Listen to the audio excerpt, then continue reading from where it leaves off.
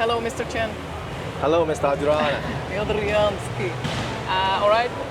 Today it's my first English talk. We are both not native speakers, but I wanted to use this opportunity, since I'm not sure next time I'll see you, to speak a little bit about my dear friend, Mr. Louis Chen, and also to ask him a few questions, because he's one of the most inspiring practitioners I've ever met. Also, he's my brother, even though he doesn't look like it.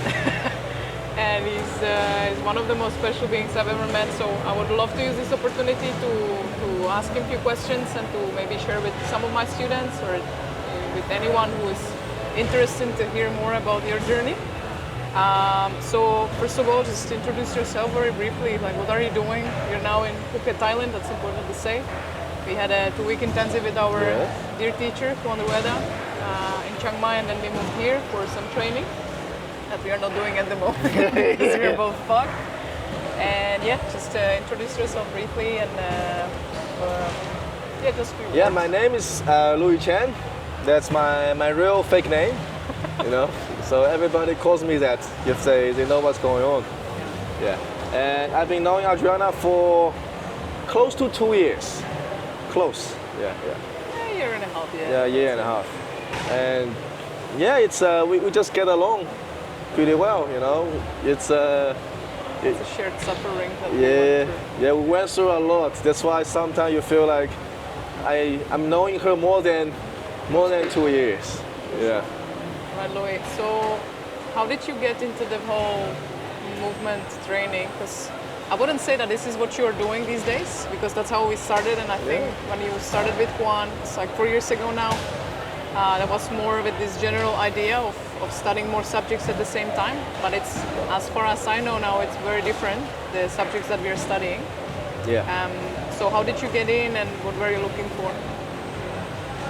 Yeah, it's like my first heavy engagement. You know, when I was a kid, I wasn't very physically capable, but I always tried to be physically active. I played basketball for a few years, and then around 17 years old, I got to like kickboxing, Muay Thai, eventually to mixed martial arts.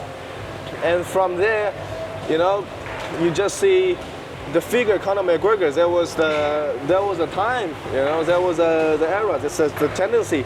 And you see his work with Zito Patel, so you start to getting introduced by all the movement culture thing.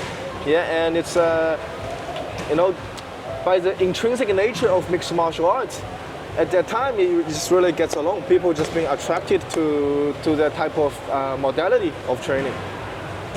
So that's how it getting all started at the first place. You started before the upside down, right? It was before the before the whole lockdown stuff. Yeah, right. Yeah. So you still experienced like the general movement practice, but it evolved into something else. So could you share with us how does your practice looks like?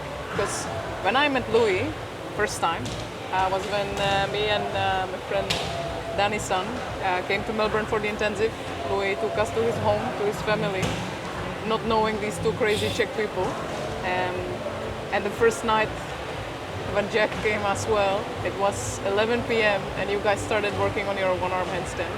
It would be something else. It didn't have to be one-arm handstand. It was just the fact that it's 11 p.m. and you guys started doing like a heavy work, and me and Danny's son both jet-lagged and like, what the fuck are these two doing? And you know, no Instagram, no filming, nothing for others. It's just purely for yourself. And that's for me like the real practitioner that most people don't see, or especially this kind of approaches, because you both are fathers, you and Jack. You're very young as well, you're my age, a little bit older than me, just a little bit. Still in our 20s. Yeah. And for me that moment was just very, not just inspiring, but I was like, this is the real practitioner. The person just, you know, whenever you can, and it's not just you're making statement that I'm gonna do my one arm, but it's just, oh, finally a friend of mine came that can spot me so I can get good training in. Family is sleeping, so there is space and time. And I don't think it's that common. So yeah, like if you can elaborate more on like what you're focusing on now, how does your practice around your family look like, and around your work, and what's your major philosophy in terms of training? I think it would be very easy. It would be easier to answer the question, what's the major philosophy or the approach towards my own training. I think nowadays there's a very unique mindset I've been developing for myself. Because I've been through the era, you become just, this is my professions, this is what I want to do full time, and then you just become, too much bitterness in the training. You have no enjoyment, and super serious. Sometimes if you see on the other side, if you just become a hobbyist, you do this once a week just to have some enjoyment out of the activity, but you don't really go that deep, right? So I give myself a goal is a full-time hobbyist. It's like you're doing it full time or as much as you can, besides of the work stuff, taking care of the family. But when you do it, you have this hobbyist mindset. You don't kill the enjoyment, but you have this seriousness because okay, this is the thing I'm going to engage all the time, as long as I could. So that gets me ongoing pretty well. So sometimes you have the burnout, but it's much easier to manage yourself through this type of mentality. I think that's very common these days. And like one of the things I discuss a lot with my students is like some of them, and I went through that phase as well. I hope you did too. I reckon you did. It's like you're so serious that there is no joy present anymore, and it's another duty on the to-do list, and like you almost lose yourself in the practice of like you just do the things and then you don't think why would you do them? It's not yours. Yeah. The point that, as you say, with the refinement, that you're stripping it down to a point that it's like, this is mine, I actually enjoy this, and I want to spend any free moment. And this is something that I've seen in you because, needless to say, every lunch break, even though it was 8 hours a day training for 9 weeks straight, we still do chin-ups and there's standing, and we go to cold immersion, and it's not something forced, it's just that it's almost like the opportunity is there. It's like, can you do this, or can you do this kind of push-up, and let me show you this, and it's not that I wouldn't see that before, but this was one of the major takeaways for me also being around you and your family, because it's part of you, and I think it's very tied to your culture as well, and it's a different mindset, and I see the same thing that you have with your teachers or in general how it's your presence that you're being taught, because that's another big thing. It's something, and we talked about it the other day, that it's almost like I have to learn how to shut up and be a good student. But like anytime I see you demonstrating or like studying, you're full on there. It's just a completely different presence. And I'm not sure if that's something that you do on purpose or if it's something that you always had. Or if you can observe the difference from us coming from Europe and the relationship we have with teachers and like being a student in general. Do you have anything that's on mind? Yeah, I would say, because for instance, I'm probably the only, the Chinese people, born and raised in China, or, with Asian background in Asia, in the group. So, we have others, but they're more like, they're born in Australia, so it's more like close to Australian cultures. But I realized there's certain differences. It's not like which one is better. They both have their own pros and cons. For instance, in our studying system, normally if you have any questions, you would just keep the note of them. You let them cook for a while, so you don't ask questions at the first place. So it's like sometimes you have question consciousness, right? So why, or what, when? But for us, it's more like we're kind of like introvert in this case. So we keep them to ourselves, and then if it keeps cooking and it's bothering you, and then you start to pay more attention to it, and then through this process, we will be shaping this question like better and better. Yeah, eventually you just feel, oh my God, I just have to ask this question. It's just going nowhere. Then we ask. Right? So even when I was in my middle school, when I was a kid, if I have some certain questions, sometimes we don't raise a hand during the classes.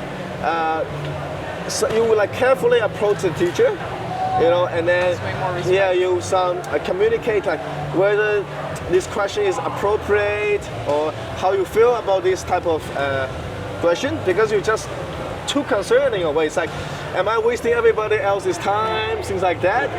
but in some cases, this is also hindering your, your presence or your development. That's why sometimes, in certain cases, I really admire like your guys' approaches. Like Czech people who will never question why, what. Not all Well, Czech people. you do this and that. This is no, I'm saying in a good way. Yeah, it's good. It's straightforward. It's very clear, right? In my culture, sometimes there's some like ambiguity, and people getting Fear. yeah. It's like it's a very because this one of the best things about the intensives in general, or like one of the things I enjoy the most. It's because it's cultural mixture. And Yeah. like people from Spain, from Europe, from Australia, from Asia, and like I understand that this can be also hindering in a way because you're not asking at all. But with you, I think my major lesson, what I've learned from you, it's firstly do. Because Yeah. my first training that we had in intensive, I nearly died. That's important to say. Because we are doing bent arm strength, I think pushing, Yeah. and it was endless hours. First we sat for like an hour, then we stand for like 40 minutes, and then we were just doing endless amount of strength training for another 2 hours, and we left no rep behind. Because for me, the mentality is like you do the best that you can, like quality work, no slacking.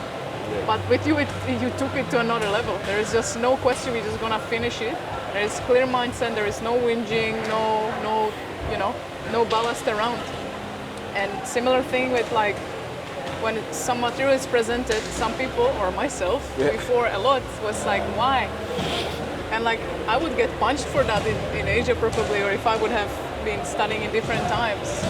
And I think some of it, it's a thin layer, and like I understand that, but I appreciate that a lot because it's not that you're afraid to ask question, but it's more like there is a respect of first I'm gonna try, I'm gonna do, and then I might ask questions. But I feel that this is more culture and like more maybe European style. It's like we wanna know why and what I'm gonna get out of it, and then we might do it. Oh, yeah. And that's not how it's approached with the real teacher.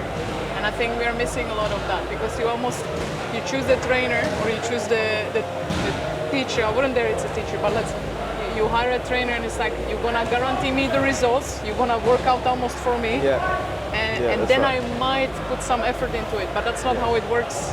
And I really like every time Juan mentions like back in the day, if you come to Shaolin, first you sweep the floor, or like you sit in front of the temple door for a few months, and they might let you in, and you have to sweep the floor for another 2 years, and then they might teach you something.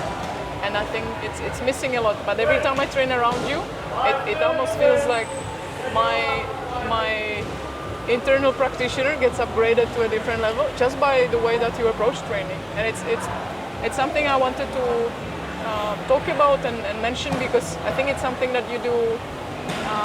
It's like inherent. But if you you see the difference. Yeah, it's like, I see that difference. Shut up and do the work. I see that on you sometimes when you work with some of the partners. To be honest, sometimes you can see it from my face. It's like, let's do the work first, and then see if the question is worth asking. Yeah. But this is the thing. Not all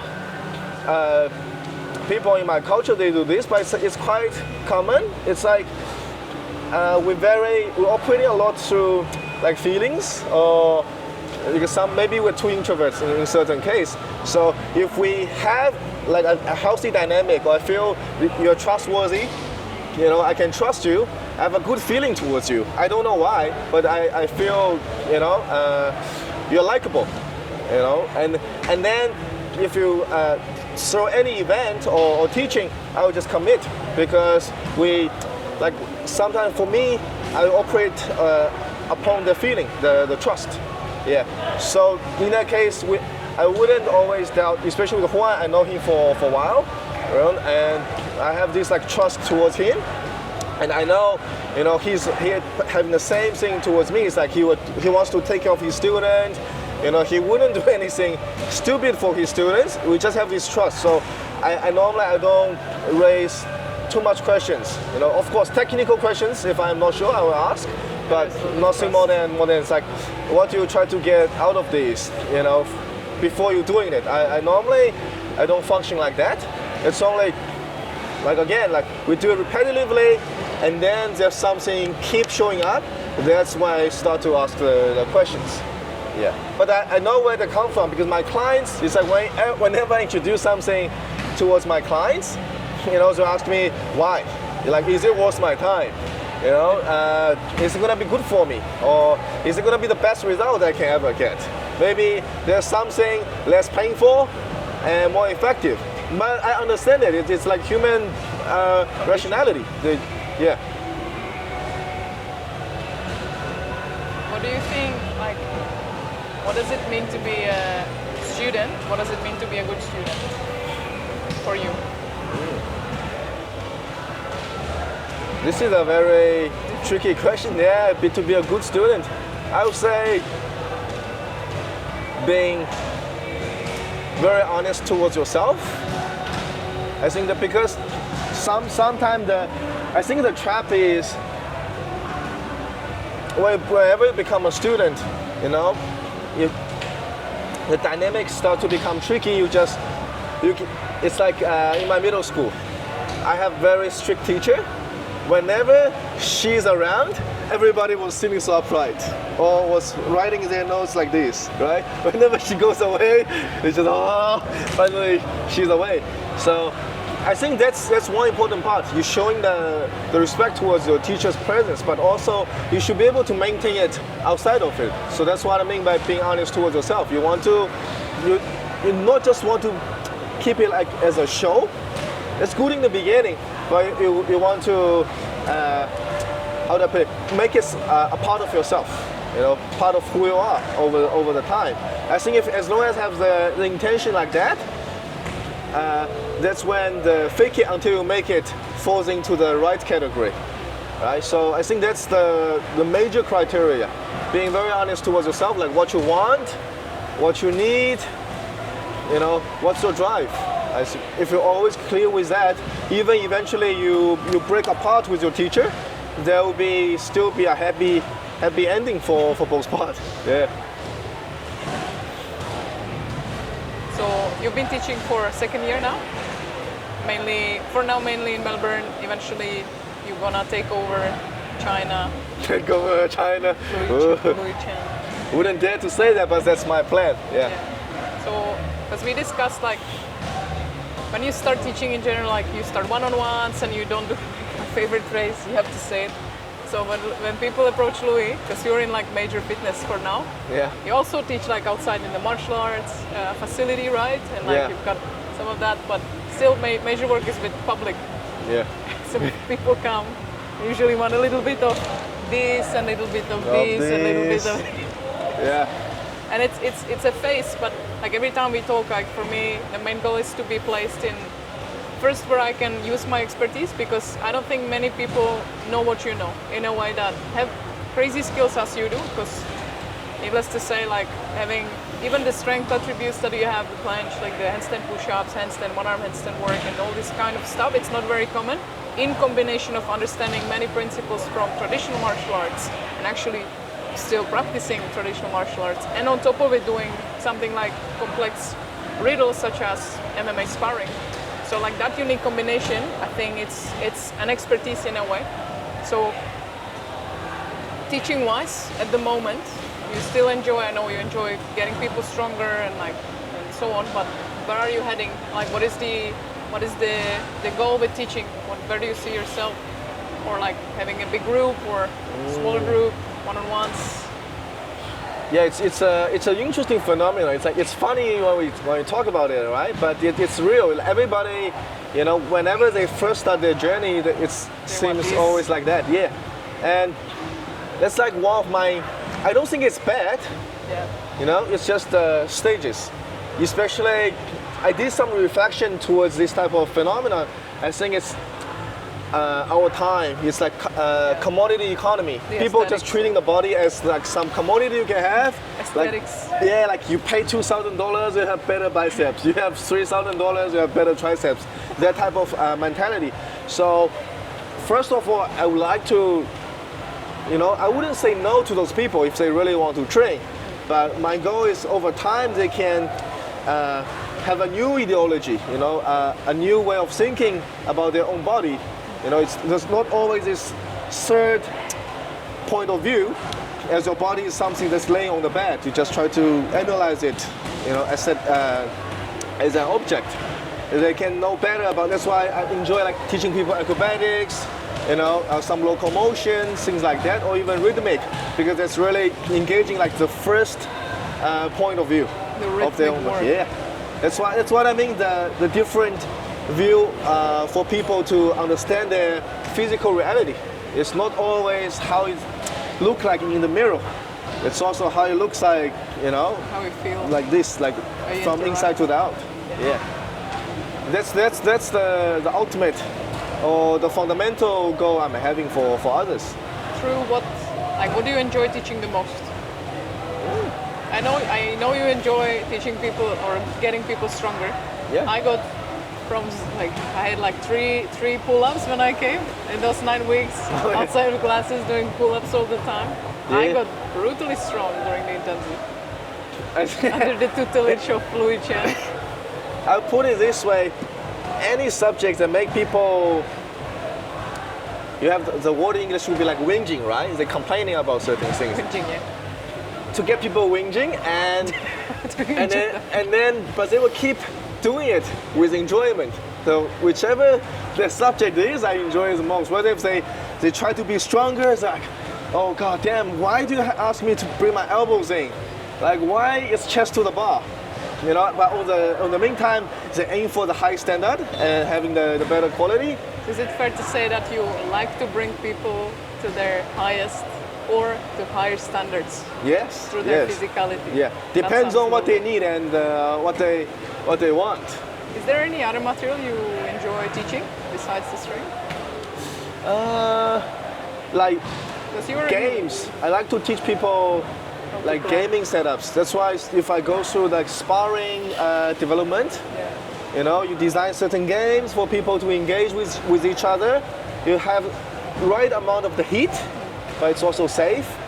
You know, things become dynamic, but people not going crazy at each other. They still, keep it safe, yeah. I got you. You nearly got me. That type of mindset. It's funny because like we're filming at Bangtao, right? And we've done heaps of classes. I was fortunate enough to pair up with Louis, so I can say, because for me especially, like the martial arts, it's mainly trying to learn how to not panic and how to not have those fearful reactions or closing eyes and stuff, because I don't have that much experience. And precisely what you mentioned with this playful scenario, or like doing sparring, but you focus only on jab and distancing, and like that's especially with this within the safe environment. Like, so I trust you, and I know that you're not gonna kill me. Yeah. Most of the time. I would never kill you. I know. It's just like it's much lighter, but there is still this sense of urgency, and I also know that you are not pulling your shots. It's a real jab. It's still aimed at the chin. It's just empty, but it's still there.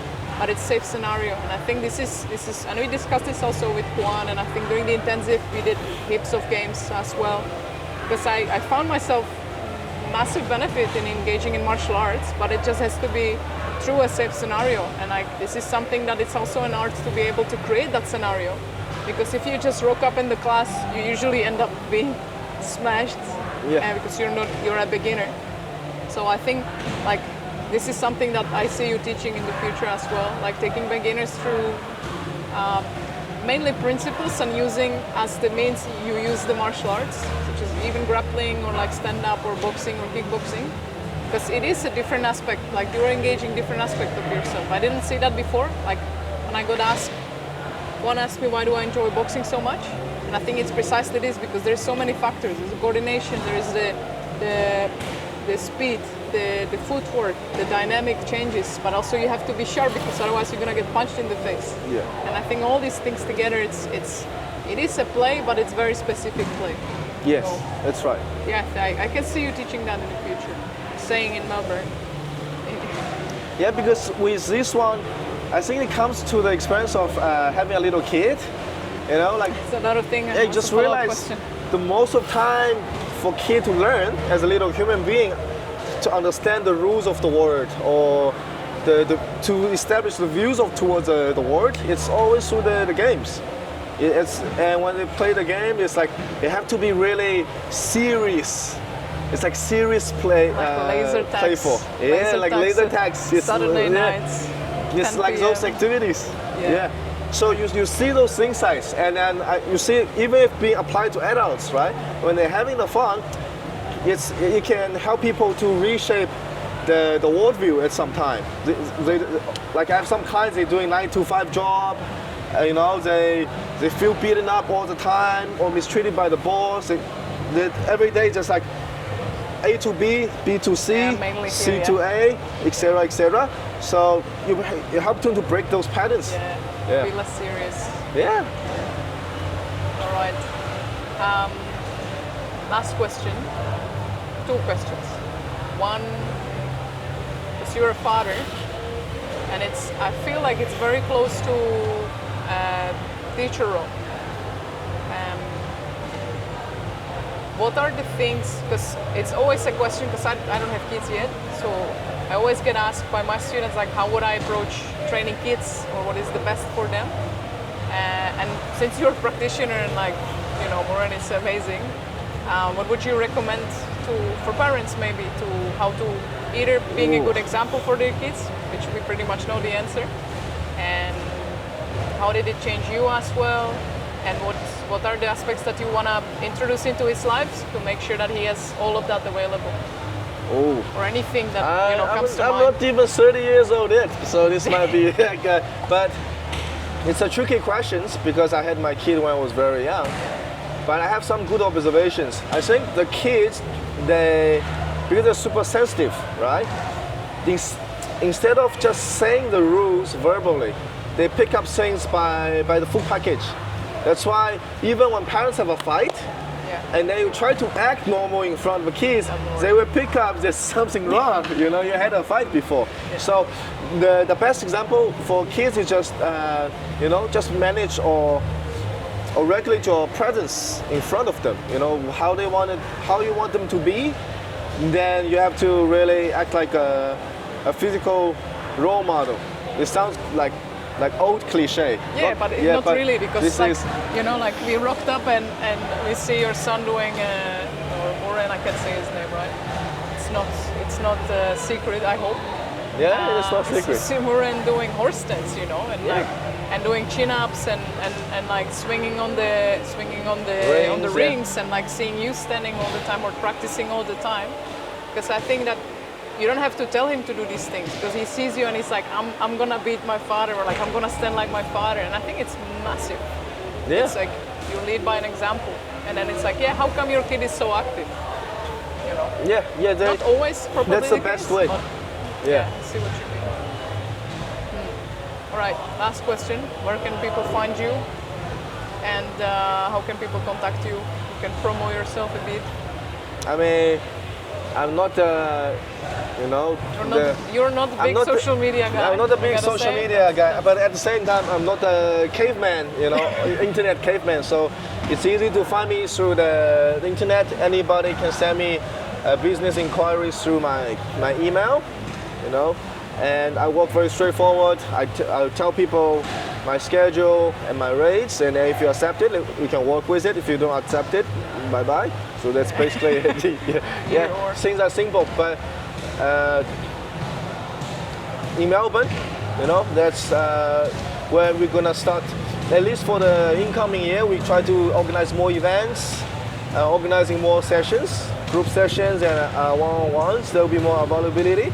So there will be at least ongoing for next couple of years, till 2026.